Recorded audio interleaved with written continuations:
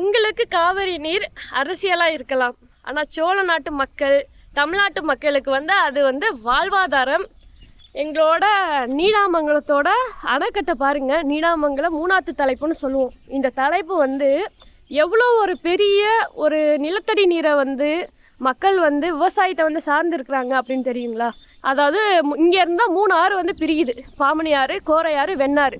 தஞ்சாவூர்லேருந்து வர ஆறு வெண்ணாறுலேருந்து வெண்ணாத்து தலைப்பு மூலமாக வெண்ணாறு, பாமணி ஆறு, கோரை ஆறு அப்படின்னு சொல்லி 3 ஆறுகள் ஒரு இடம். இது ஒரு முதுமொழி ஒன்று சொல்லுவாங்க. திருவாரூர் தேரழகு, மன்னார்குடி மதிலழகு, வேதாரண்யம் விளக்கழகு, நீடாமங்கலம் நீரழகுன்னு சொல்லுவாங்க. கர்நாடக அரசு இப்போ வரைக்கும் நமக்கு நீர்நிலைகளை திறந்து விடலை. கபினி அணை மட்டும்தான் திறந்து விட்டுட்டு இருக்காங்க. 25,000 கன அடி போகுது வருஷத்துக்கு. நம்ம தமிழ்நாட்டில் 177.3 நமக்கு டிஎம்சி தண்ணி தேவைப்படுது. ஆனால் இப்போ 3 டிஎம்சியும் 4 டிஎம்சி தண்ணியும் எந்த அளவுக்கு எட்டேறாத நிலையில் இன்னும் நீடாமங்கலத்துக்கு இன்னும் அடையலை. இதுதான் உங்களுக்கு தெரியுது. இப்போதைக்கு இருக்கிற சுச்சுவேஷன் இதுதான். ஆடி 18ஆம் பேருக்கு முடிஞ்சிடுச்சு. 3ஆத்து தலைப்பு கிட்ட தான் உட்காந்துருக்கோம். முதல்ல இருக்கிறது கோரையாறு, வெண்ணாறு. கோரையாறு அப்படின்னு பார்த்தீங்கன்னா இங்கே இருக்கக்கூடிய பகுதிகள் மன்னார்குடி சைட்லேருந்து பூந்து அதுக்கப்புறம் திருத்துறைப்பூண்டி வழியாக முத்துப்பேட்டை கடலில் கிழக்குது. அந்தந்த சைடு இருக்கக்கூடிய வெண்ணாறு அப்படிங்கிறது நாகப்பட்டினம் வேதாரண்யம் வரைக்கும் இந்த ஆறு போகுது. அதுவும் வேதாரண்ய கடற்கரையில் இது போய் ஜாயிண்ட் ஆகுது.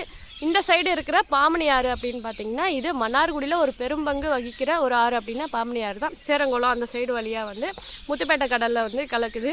ஆனால் இந்த இடம் ஜேன்னு இருக்கும். குளிச்சுட்டு இந்த வருஷம் ஆடிப்பெருக்கிக்கெலாம் குளிச்சுட்டு மக்கள் புது துணி அணிஞ்சு நீர்நிலைகளை வரவேற்று வணங்குவாங்க.